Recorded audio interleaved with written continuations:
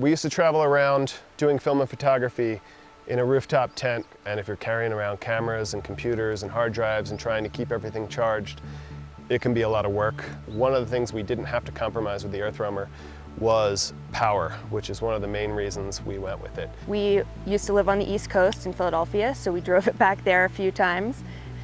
It's awesome, it's tight, it is not as big as it looks inside, but you get used to living small, and we got rid of almost everything we own, and we have everything we need. My name is Morgan, this is Carolyn, and this is Big Red, aka the Roman Red Pup, and you're here to check out our rig.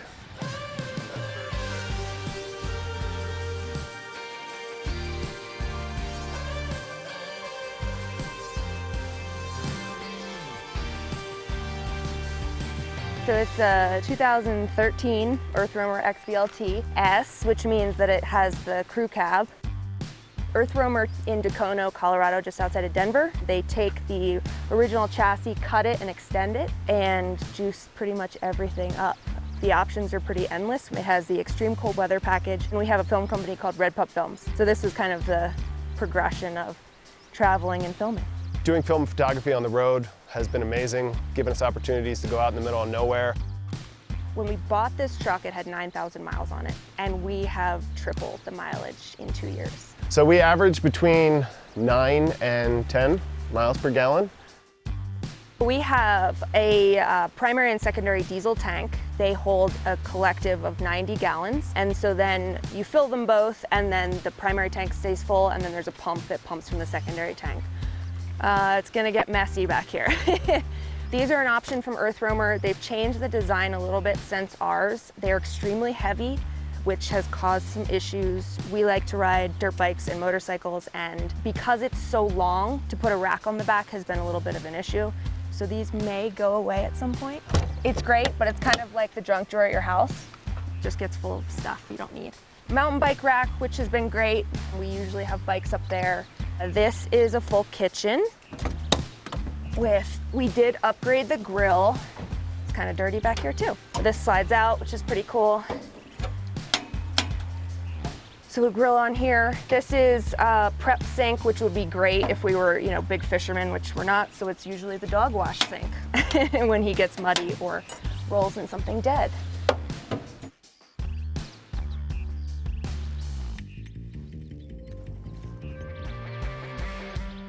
So this is Little Red. He's a big part of why we ended up with Big Red.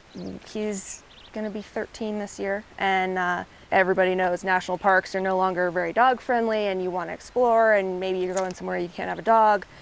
So we were looking for something that he was gonna be comfortable in as he got older.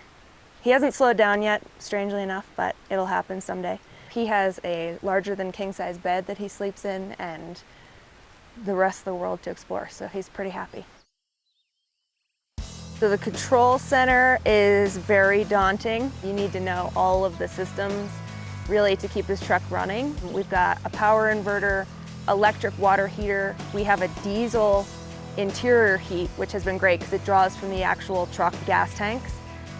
We have a screen layout that shows us where our water is at, where our power is at, which has been huge for us doing film and photography. Battery power was a big deal for us, so this has been able to handle charging tons of batteries all the time. On the roof we have 5 solar panels. We have 2 fans in there, one's in the bathroom and one's in the main area. The fans are great because in the summer, even when it's hot, you can open the bunk windows, which are the ones you see in the front of the truck.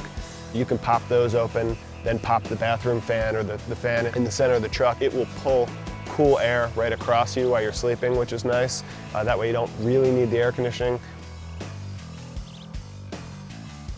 We do block off the front cab from the back at night for mostly temperature reasons, whether the cab's too hot or the cab's too cold.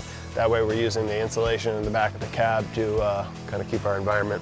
There are a lot of vehicles that use the truck base, but you can't go from the front to the back, so being able to pass through is nice. It's also nice, if you're somewhere you don't want to be anymore, you just go from the back right to the front, start her up, and drive right away. I get asked that question a lot, if it's worth it. And my answer, despite all of the issues that we've had over time, is yes. I've never seen a more capable vehicle, and I've looked at a lot. We talked to a bunch of people about doing it and took the advice that we'd rather regret doing it than regret not doing it. So we decided to just take out the loan, take the leap, and just do it, and it's been a great vehicle for us. Well, thanks for checking us out, checking out Big Red. Don't forget to follow us on social media, Instagram, The Roaming Red Pup, Adventure Alliance, and we'll see you out there.